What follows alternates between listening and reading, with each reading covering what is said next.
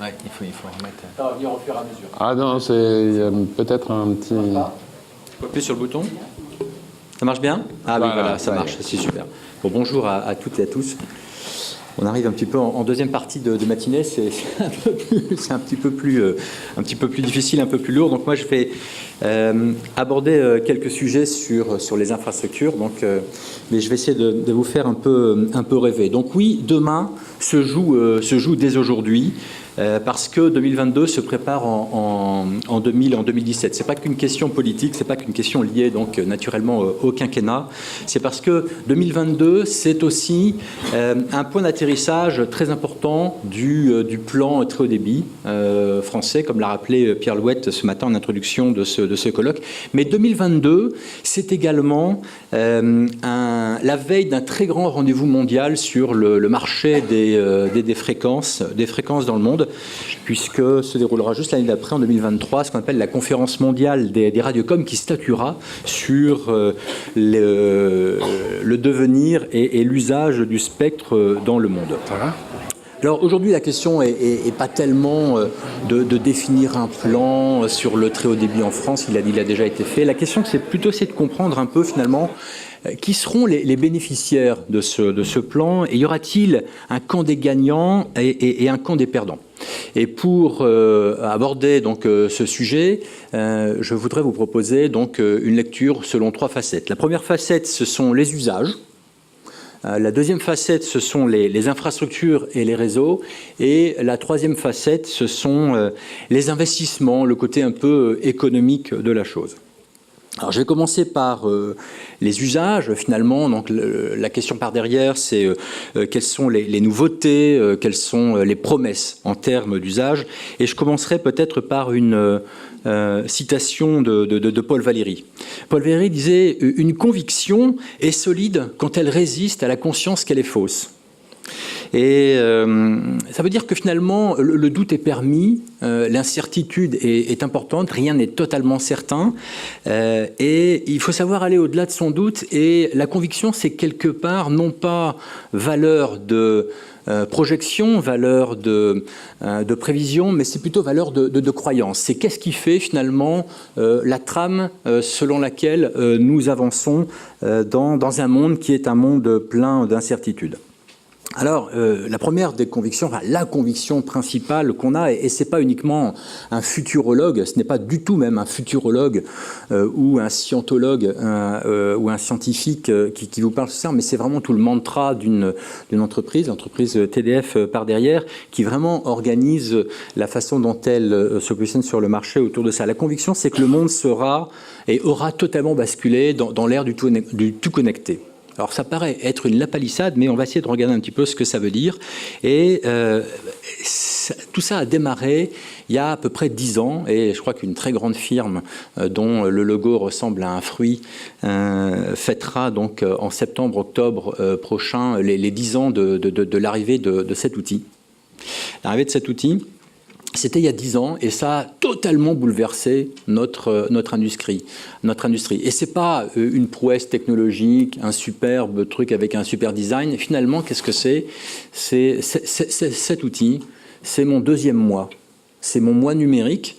C'est la clé d'entrée dans ma relation avec le monde. C'est comment j'interagis avec le monde. C'est un peu mon miroir entre moi et le monde. Et c'est important de comprendre ça parce que finalement, en l'espace d'une décennie, on a aboli le temps, on a aboli les frontières sur la relation qu'on a avec le monde et l'économie. Et je vais essayer d'y revenir. Je vais prendre deux petits exemples. Premier exemple, c'est un exemple qui nous tient beaucoup à cœur chez TDF, c'est l'évolution de la télévision. L'évolution de la télévision. La télévision Augmenter, qu'est-ce que c'est? La télévision dans un monde plus connecté, qu'est-ce que c'est? C'est deux choses. C'est premièrement une télévision beaucoup plus immersive. On a connu le passage du noir et blanc à la couleur, de la simple définition à la haute définition. Là, on est en train de rentrer dans une expérience beaucoup plus immersive, où ce qui va faire vraiment toute la différence, c'est la clarté, les contrastes, la luminosité, le fait d'être dans l'écran, d'être dans l'image et d'être un peu acteur de tout ça avec l'évolution vers l'ultra haute définition. Deuxième partie de l'expérience, c'est une télévision qui sera beaucoup plus personnalisée, pour reprendre le thème de moi, du moi numérique. C'est bien entendu le développement de tout ce qui est offre d'OTT, on en a parlé, catch-up, replay, etc. Un petit peu à la mode Molotov, pour le million d'utilisateurs, de clients français qui ont opté pour Molotov et qui découvrent une nouvelle expérience de télévision. Je rappelle au passage que TDF a pris un petit ticket dans Molotov de 3%, histoire de dire que voilà, on sait également se positionner sur des sujets qui ne sont pas totalement les nôtres. Alors, deuxième expérience que je voulais partager donc un petit peu avec vous, c'est presque une expérience on se projette à peine. C'est dans quelques temps, quelques mois, vous êtes au volant de votre voiture, elle est totalement connectée. Vous avez un dîner, vous interagissez avec votre assistant personnel, quelque nom qu'il ait, vous lui demandez de vous assurer que le four est bien chaud, bien entendu, que les commandes ont bien été passées, et puis on est en fin de semaine, vous vous rappelez que l'assistant se rappelle que dans votre agenda, il y a bien le week-end passé dans la maison de vos parents ou de vos beaux-parents en Bretagne, qu'on est encore en avril-mai. On vient de passer les Saintes Glaces, mais il ne fait pas encore super chaud. Il faut s'assurer qu'effectivement la température soit bonne.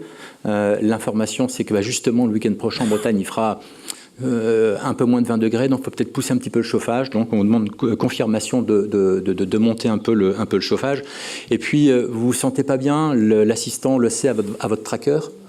J'ai par exemple une montre ici, dont je ne citerai pas le nom, mais qui traque beaucoup de choses sur ma santé. Il me dit, mais quand même, ta vitesse d'onde de pouls, ton rythme cardiaque, ta tension, c'est quand même pas terrible. Est-ce que tu prendrais peut-être un rendez-vous chez le médecin, etc., etc. Vous voyez, donc ça, c'est vraiment l'éruption d'un moi digital et qui va aller très très vite. Alors qu'est-ce que ça veut dire?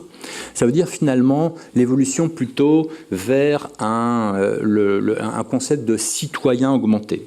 Et ce citoyen augmenté, il est un petit peu au centre d'un quadrilatère: le foyer, la ville, les transports et les territoires. Alors, dans le foyer, on va les reprendre un par un, je vais faire très vite parce que je n'ai pas la prétention, plutôt l'humilité de ne pas être complètement exhaustif, mais dans le foyer, c'est vraiment l'éruption des objets connectés. Aujourd'hui, il y a moins d'un objet connecté par habitant terrestre dans le monde. On en prévoit plus de 5 à horizon 5 ans et plus de 10 dans 10 ans. Donc une explosion complète du nombre d'objets connectés, et ça c'est par habitant sur la Terre. Donc il y aura des zones où il y en aura beaucoup, il y aura des zones où il n'y en aura pas du tout.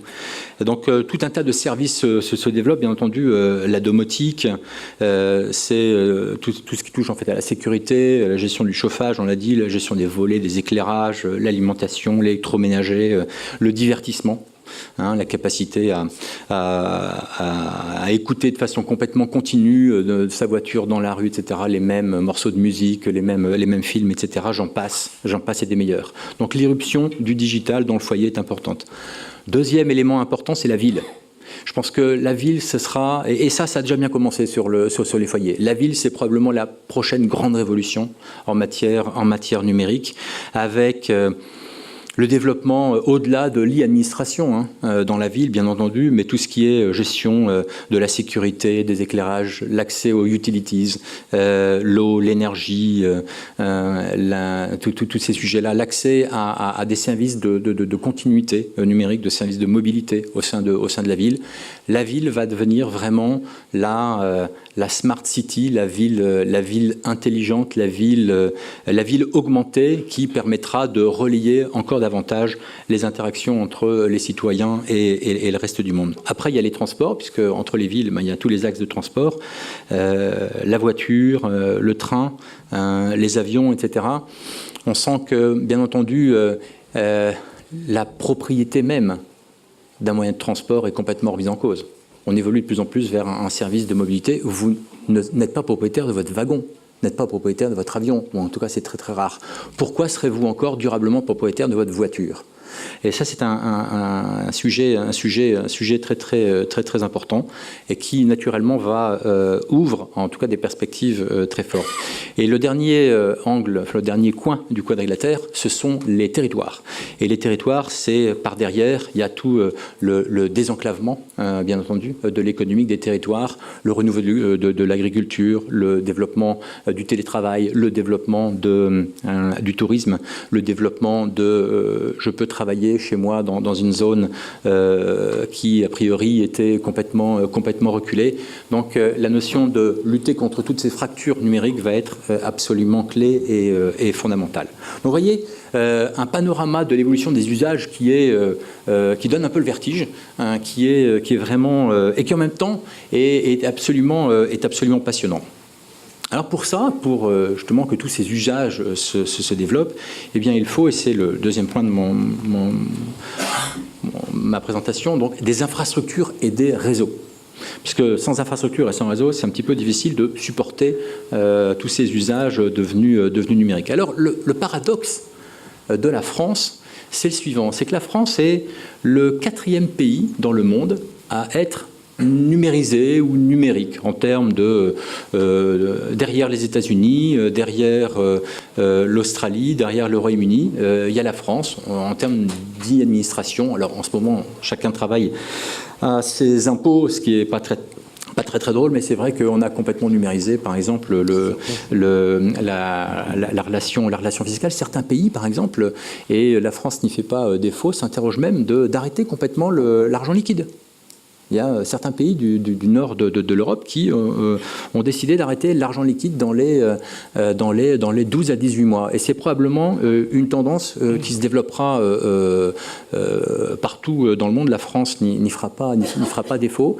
Et ça augmentera la traçabilité de tous les échanges. Ça simplifiera beaucoup de choses. Alors ça, c'est le côté verre à moitié plein. Le côté verre à moitié vide, c'est que paradoxalement, eh bien, la France est dans le peloton de queue pour tout ce qui est déploiement des infrastructures numériques, qu'elles soient mobiles ou qu'elles soient Internet. Avec, certes, et comme l'a rappelé Pierre Louette en tout début de cette matinée, avec des effets d'accélération, mais quand même. Et je voudrais peut-être vous donner quelques chiffres complémentaires à ce que Pierre vous a donné ce matin. Donc je regarderai les infrastructures de très haut débit fixe, les infrastructures de très haut débit mobile, et puis je terminerai, proche de mon cœur, la télévision.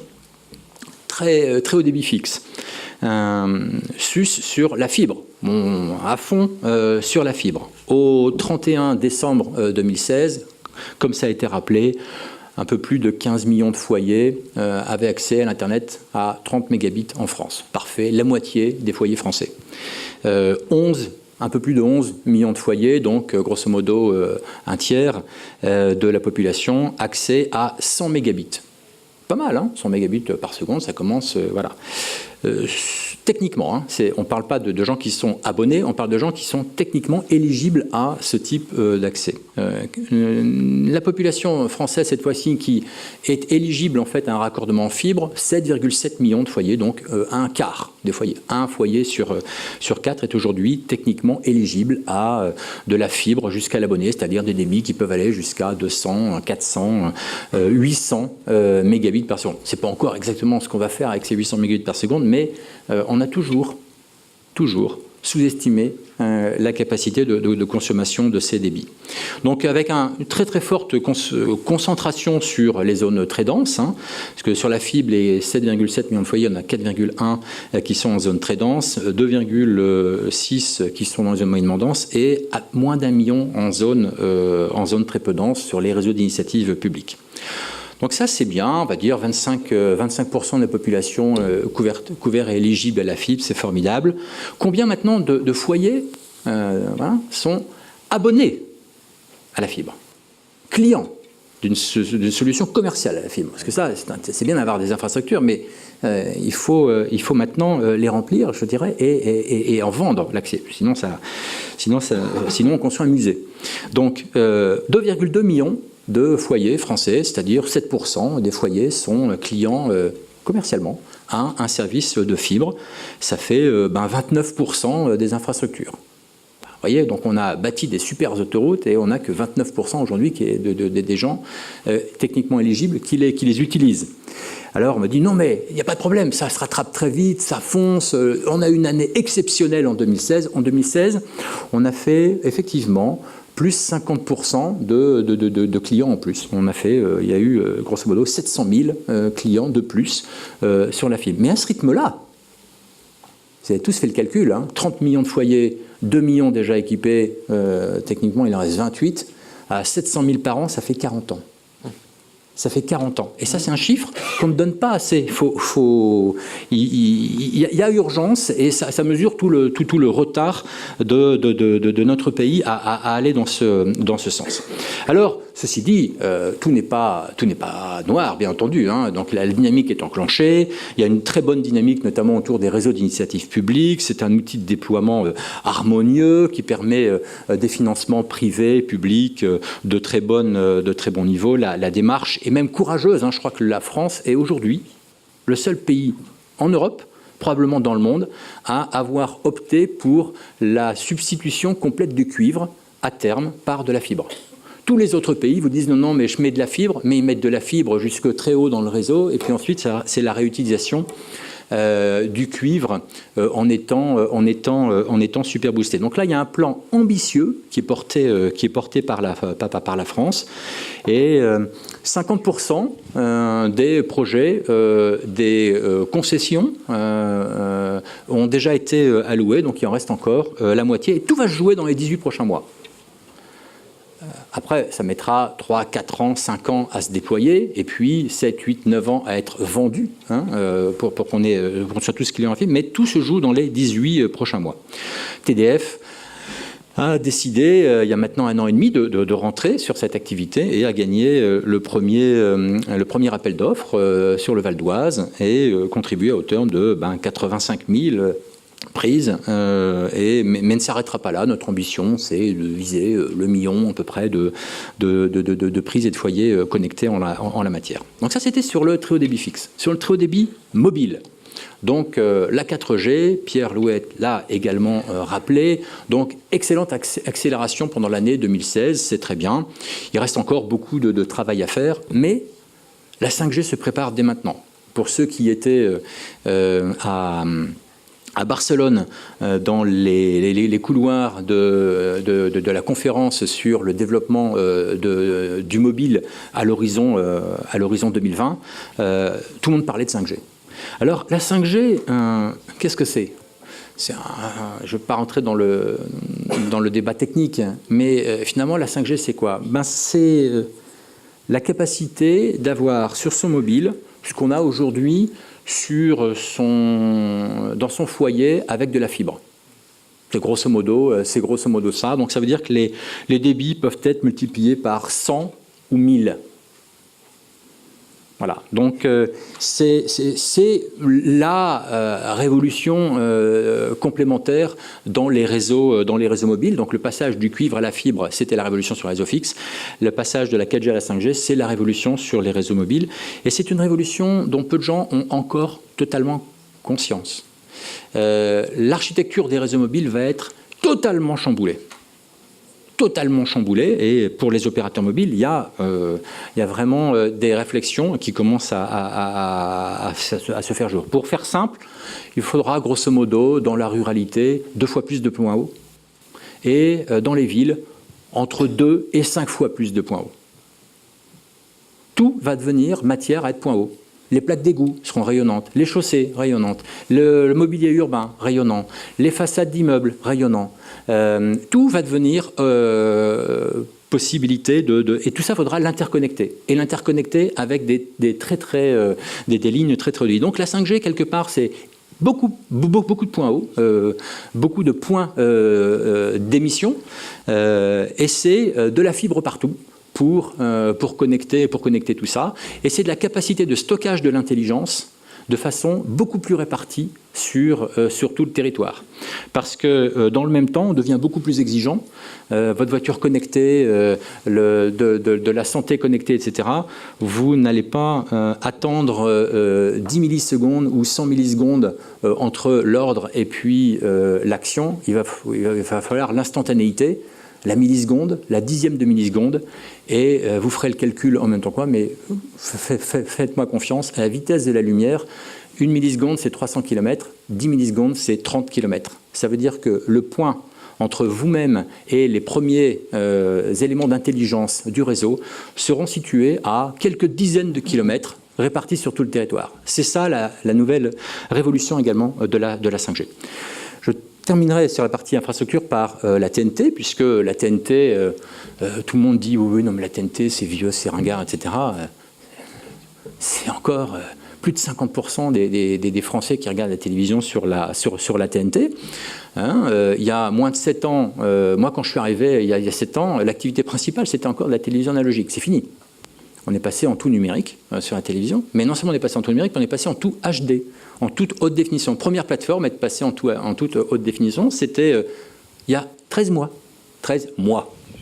C'était dans la nuit du 4 au 5 avril 2016. Et là, en ce moment, avec tous les professionnels, à la fois de la production, des chaînes, mais également du régulateur, le CSA, on travaille, on discute. Il y a une consultation sur l'avenir de la télévision vers l'évolution vers de l'ultra haute définition, dans des normes qui sont des normes de type UHD, HDR, etc. Enfin, les choses existent.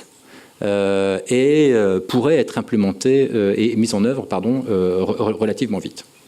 Bon, très bien, on a vu les usages, on a vu l'évolution à horizon quelques années des réseaux et des infrastructures, mais quel financement, quel investissement et quelle économie il faut pour tout ça. Alors vous voyez qu'il y a des besoins énormes en matière d'infrastructure.